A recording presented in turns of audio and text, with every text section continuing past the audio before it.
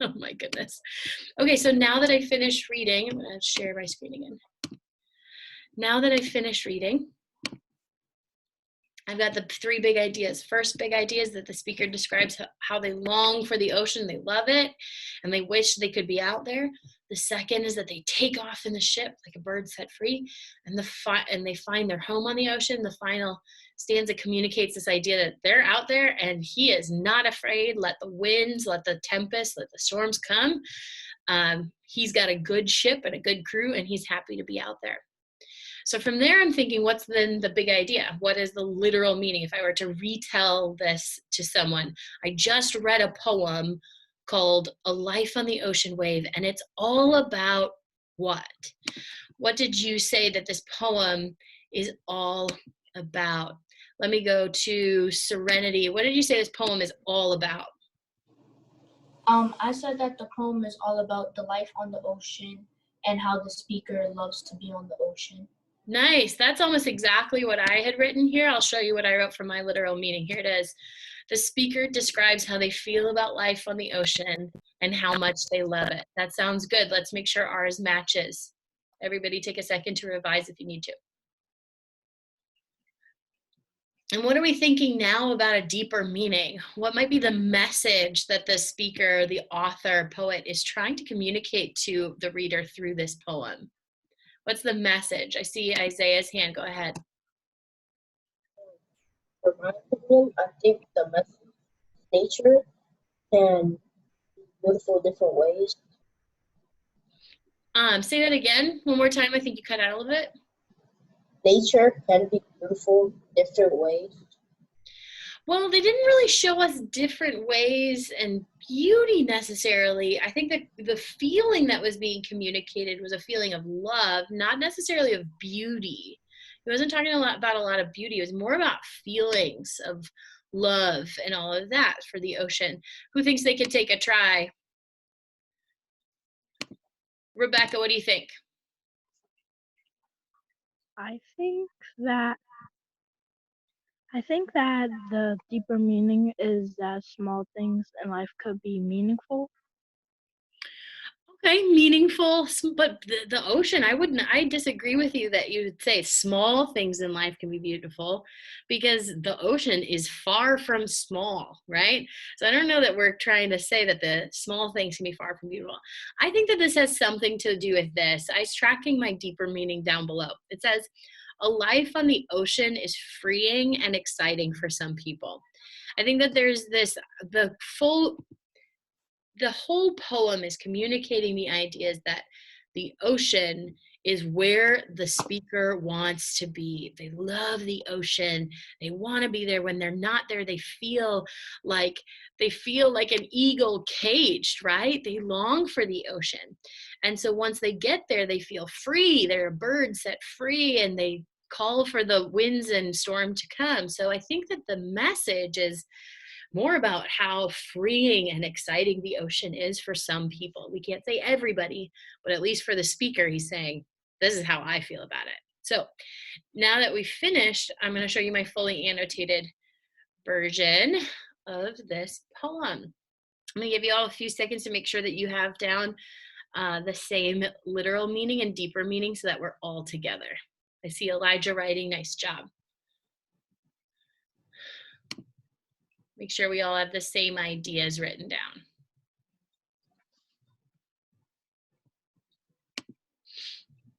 Great job, Mercy. I see Maddie writing. Good to see you, Maddie. I didn't catch you in math this morning. Glad you're here. Brooklyn, I'm missing your camera. I'd like to be able to see you. Thanks, sir. All right, I'm gonna give you about 5 more seconds. 1, 0. You can put your pencils down and eyes up. Thank you, Jeter. Thank you, Sule. Thanks, Hadi. Nice to see it. Good job, Brooklyn. See ya. All right.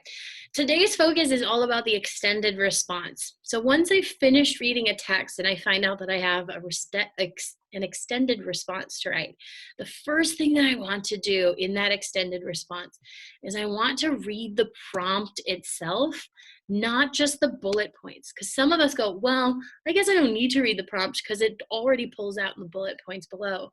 Once you get a little bit older, you're going to find out that sometimes these tests don't actually pull out the bullet points for you. So it's really important that you get into the habit of reading first the full prompt and drafting your own ideas from there.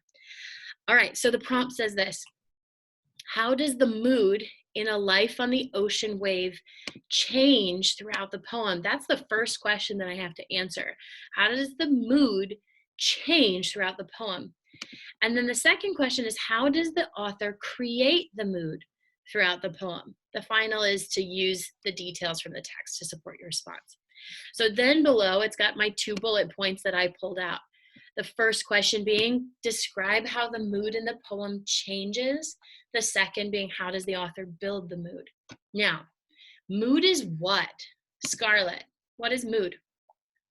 Mood is how the reader feels throughout the text. Exactly, right. Yeah, mood is how I as a reader participate in and feel as I'm reading this poem.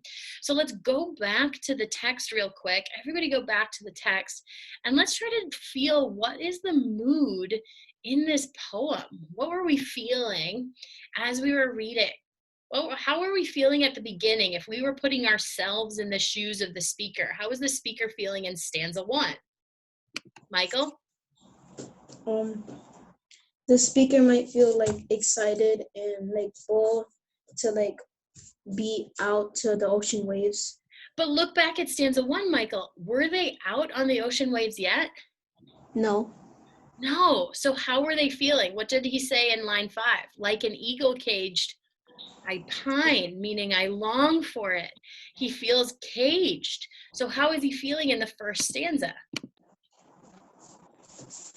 Like he's hopeful and he wants to go. He's not already at the waves or the ocean yet, but he wants to go there. Right, so we can say that he's kind of feeling gloomy. He's a little like an eagle caged, like eagles belong to be soaring, right, and not caged, right? So he's saying that he's feeling kind of lousy. We should be feeling like, kind of gloomy for him in this stanza here. But then how does it change from there? So we're caged, we're pining for the ocean, and then how do we actually feel from there? Deborah, how do we feel then? Then he feels happy and excited. Yeah, he's feeling so excited because he's a bird set free. He finds a home on the ocean and he's confident in his abilities because he's saying, you know what? Let the storms come, let the tempest come. So down here, as I'm drafting out my answer for this first part of the text, I'm going to say the mood. How does the mood change? I want to draft this idea. Let's do a draw. Well, it's hard to draw.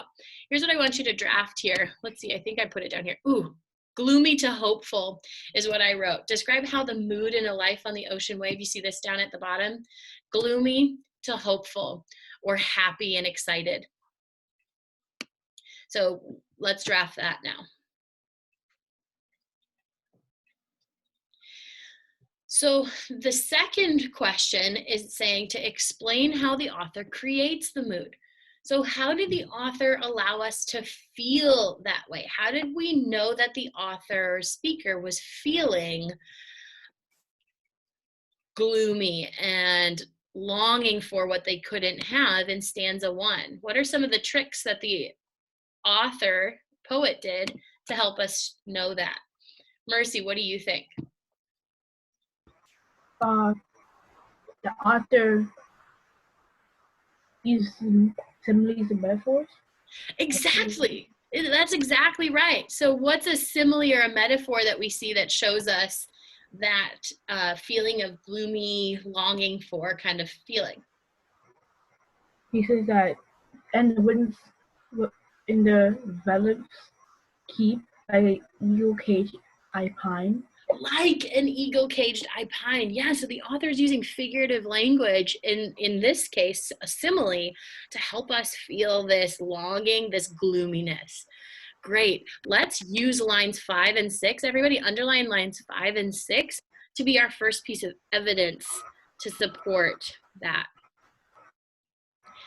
Now, for this to really be our answer, we need to be able to find it in other places.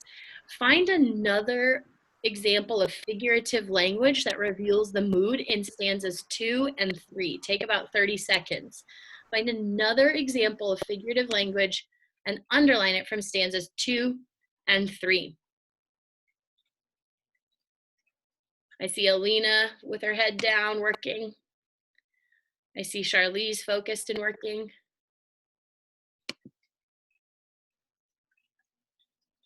Soleil, find those pieces of evidence. In stanzas 2 and 3, find a piece of evidence that supports the mood and underline it. Jeter, stay focused.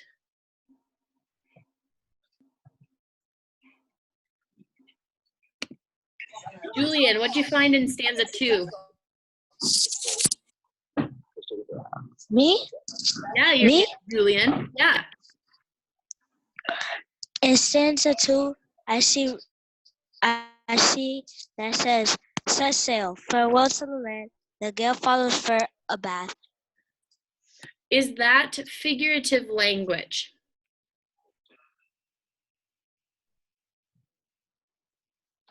I don't see Like an ocean bird set free, like a ocean bird at home, the fun for on the sea. Yeah. So like an ocean bird set free communicates to us what feeling? How do we feel if we're an ocean bird set free? Julia. Freedom. What? Freedom. Yeah, we feel freedom. We feel happy. Great.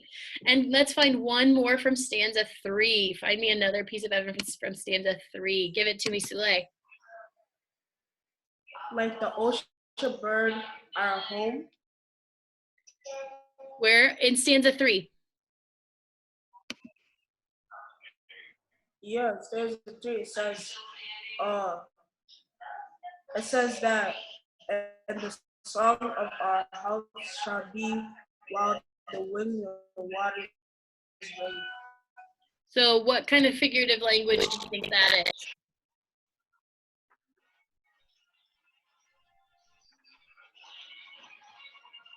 I agree with you. That's figurative language. I think you got stuck. So let's go to somebody else and tell me, how does Soleil's lines tell us how is that figurative language?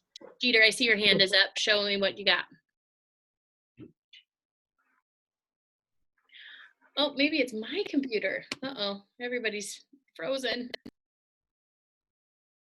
All right, I hope I didn't freeze up on you guys because you all froze up on me. Okay, well, I agree with Soleil. I'm going to keep rolling here. Hopefully everyone will fall back with me. And the song of our hearts shall be while the winds and the waters rave. I think that is personification, right? Your hearts can't really actually feel something or sing a song. So that personification also shows us when we say that our hearts are singing, we're saying and communicating that we're really happy.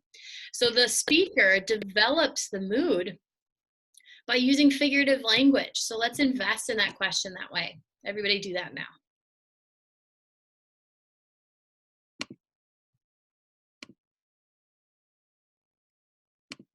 All right. So now what we're going to do is we're going to go back to our planning page. This is important. Some of us have when we took our last practice test, it was funny to me that this happened. In our last practice test, a lot of us were asking questions. People were raising their hands saying, Ms. Hart, do I need to use this planning page? And I was like, what? Yes, you need to use the planning page. On the planning page, what you're going to do, what you'll use, I'm going to stop my share here so I can show you on my screen. I'm going to show you that what we do on the planning page is where we actually write out our topic sentence for each of our paragraphs. And then we write out the evidence that we're choosing to use to support. So what we're going to do now is everybody flip to your planning page, and you're going to write your 1 and 2 in Roman numerals to identify your 2 paragraphs. Our first paragraph is all about how the mood changes. So how does the mood change? How does the mood change throughout the course of the poem? I'm going to call on, I'm still having trouble for some reason with hearing people. So what I'm going to do here is, let me see if the teachers are ready to go to breakout rooms, and we can just finish it in breakout rooms.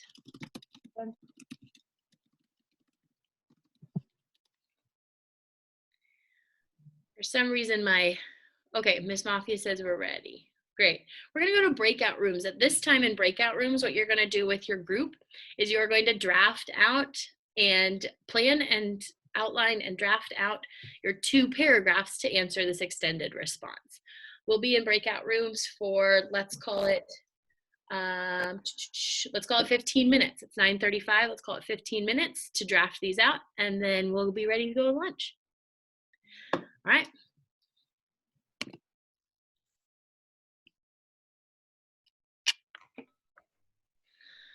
All right, sorry about that, guys. My internet just got weird, really funky. Everybody started freezing. Did I freeze for you all? Hello? Hello? I froze for you? Oh gosh, okay. Hello? Ugh, bummer. Okay, yeah, because you all were freezing for me. So here's what we're gonna do. Isabella? I'm in Mr. Lever's breakout room. Leave the breakout room where it says leave breakout room down at the bottom. You can leave, and then you'll go back to Miss Mafia in the main room, and she'll send you where you need to go. All right, guys. So what we've got here, Byron, I need your hand down. I gotta keep going. We'll talk afterwards. Let's go. All right. So today's question, let's all flip open to the planning page. Everybody be on the planning page. Jacob, okay, everybody's on the planning page. First paragraph, let's outline number 1 for I for number 1. What's the claim that we're making in paragraph 1? Charlize, go ahead. What's the claim we're making? Unmute, Charlie. Something different. It's something different because since I don't have today's, I went online and it's not the same question as you have. Charlize, The same question. Charlize, then you didn't hear me at the beginning of class. I said to bring out, if you don't have the packet for today, then you need to have a piece of paper separate. I have a piece of paper separate. Then great. Don't worry about that. I can't answer that question 5 more times. Okay. So piece of paper if you don't have the packet for today. All right. It says, the first question says, describe how the mood in a life on the ocean wave changes throughout the poem. So what's our claim? Somebody give it to me, Hope.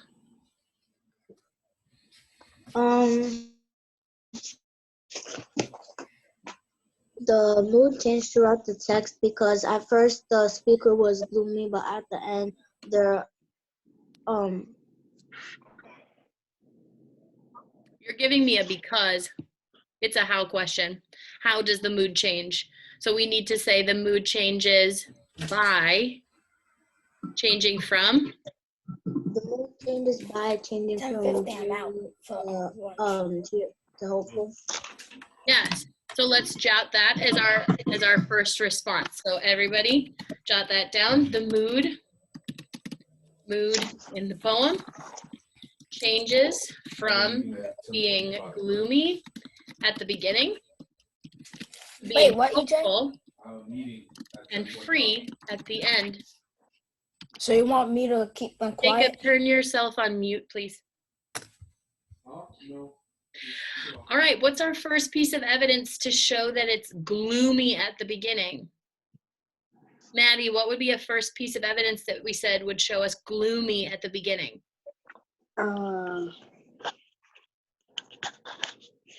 Where it says like an eagle cage I pined. Yeah, let's write lines 5 to 6.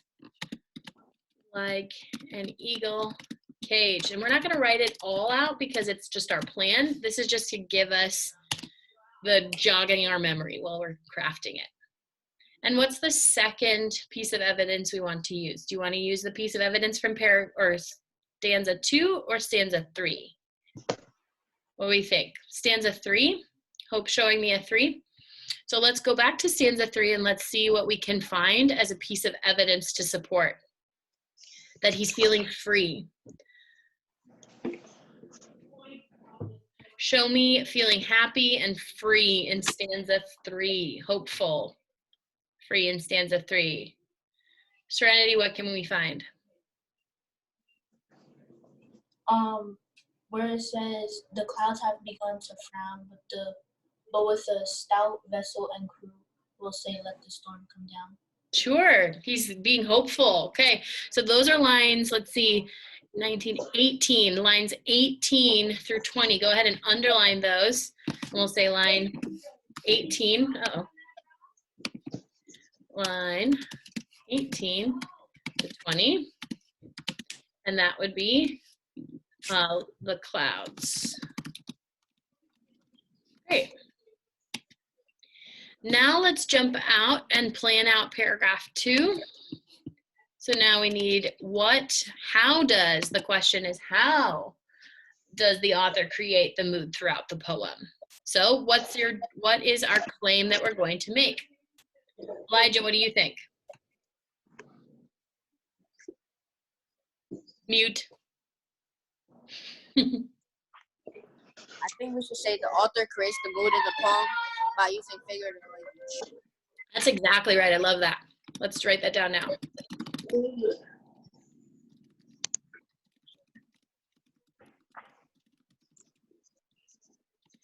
To describe, I kind of want to add just a little bit more to that. What did I say? Oh, to communicate how the reader should feel. Because I like that mood says how the reader feels. So I just want to add that in.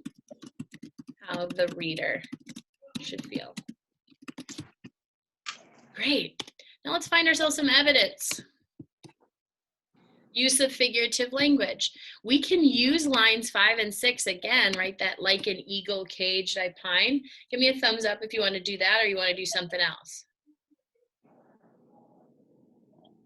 Okay. All right, we're going to go with that as our first piece of evidence for our second short response.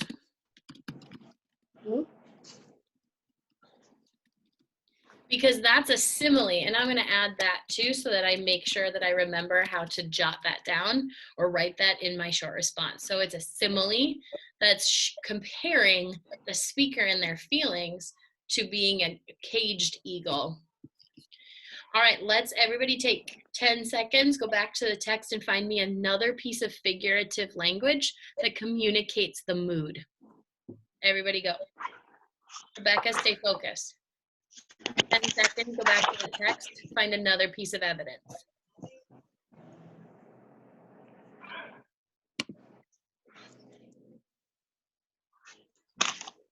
All right, Jacob, what'd you find? Unmute.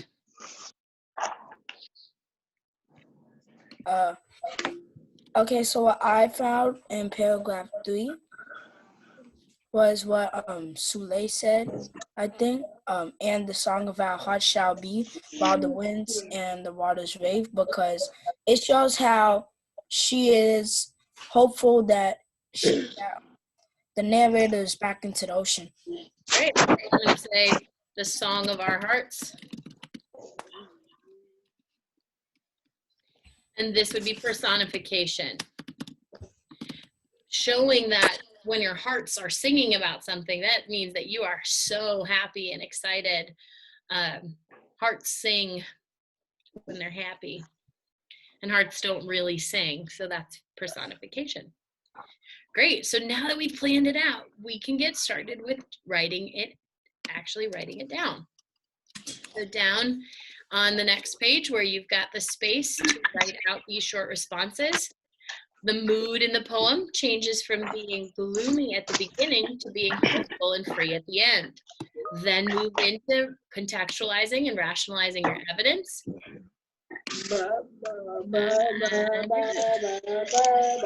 All right, turn off your sound, whoever that is. You've got about 5 minutes to try to draft out as much of this as you can. I'm putting 5 minutes on the clock. We're staying focused until lunch. So stay focused, 5 minutes. Rebecca, fix your camera so I can see you. Byron, turn off your sound. Let's go.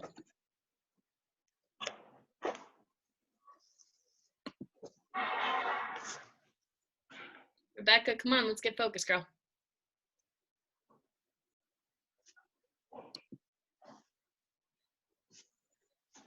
Nice job, Jacob. Pencil to paper. Byron, stay focused. Okay.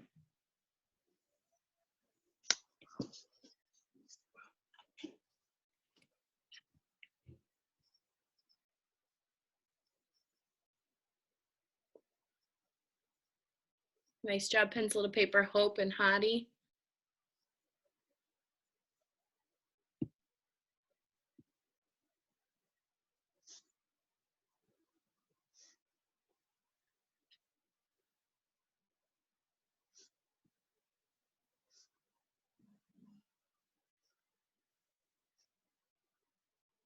Right.